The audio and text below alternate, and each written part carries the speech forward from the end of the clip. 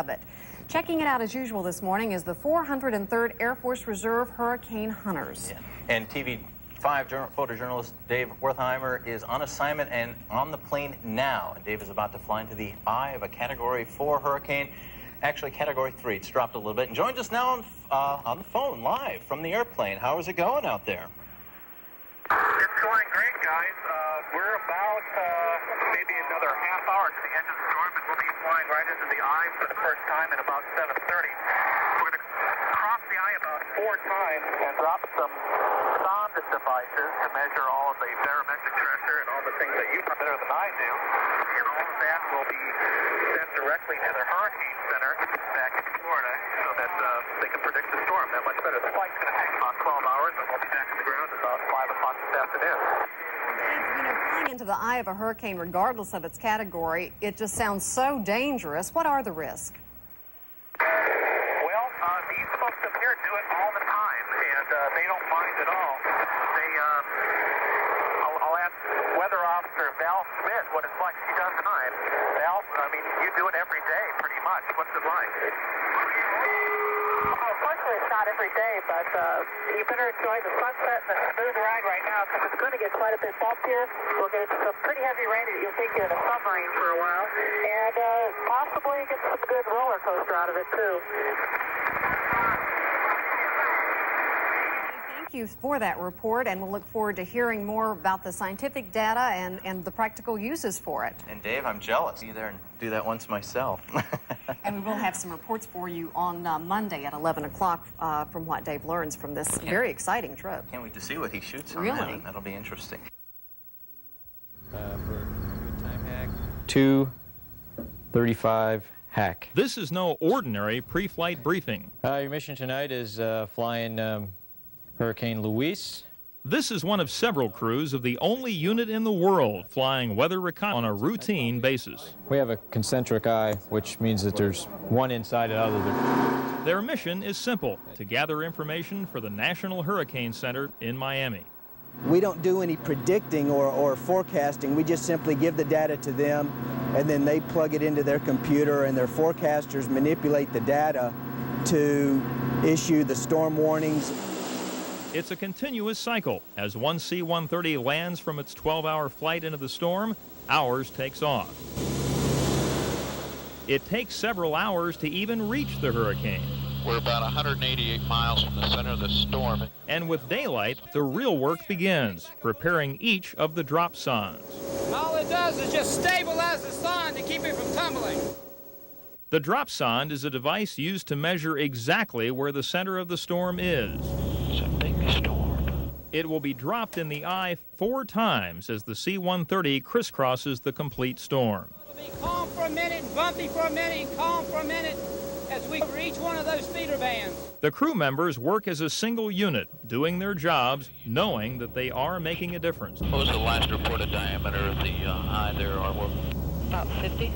The tourists would have never gotten out of the way if they hadn't had information from airplanes like this when the storm was well out to sea. Looks like the north quadrant may be a little bit worse for weather than the south quadrant was. It's certainly going to be bumpier. The philosopher Rousseau once said, "Every man has a right to risk his own life to preserve it." There's some nasty seas down there. These weekend warriors love what they do and don't even think of the danger. I don't feel that it's dangerous. We've been doing this. We've just celebrated the 50th anniversary this year. The people I work with say I'm nuts, but hey, I get a big kick out of this.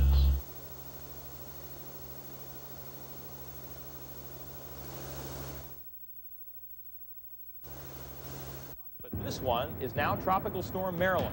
It's one of the most active hurricanes ever in the Atlantic, and WRAL's Greg Fishel takes you in the middle of it all.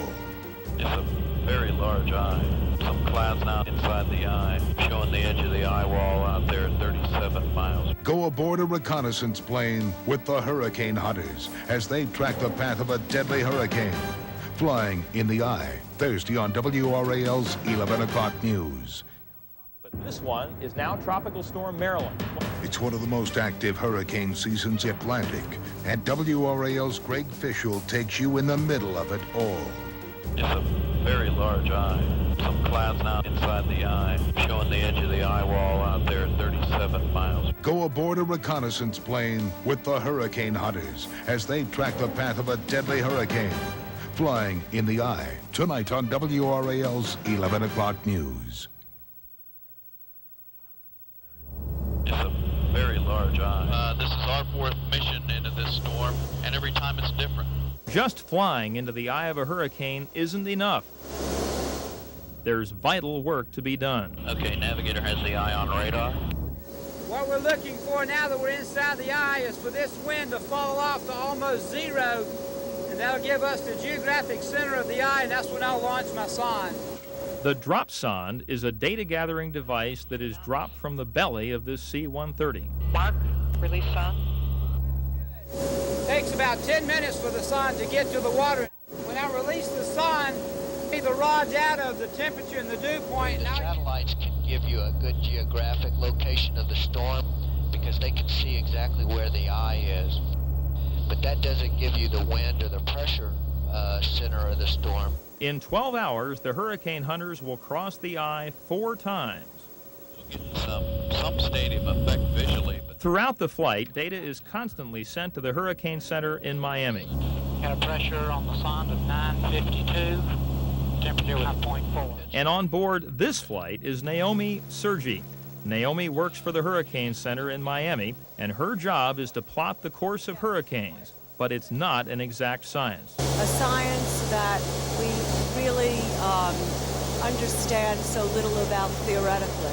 The theoretical aspect of meteorology is not well understood. this is 10,000. Even from 10,000 feet above the Atlantic, it's still possible to see the force of the hurricane's 90-mile-an-hour winds.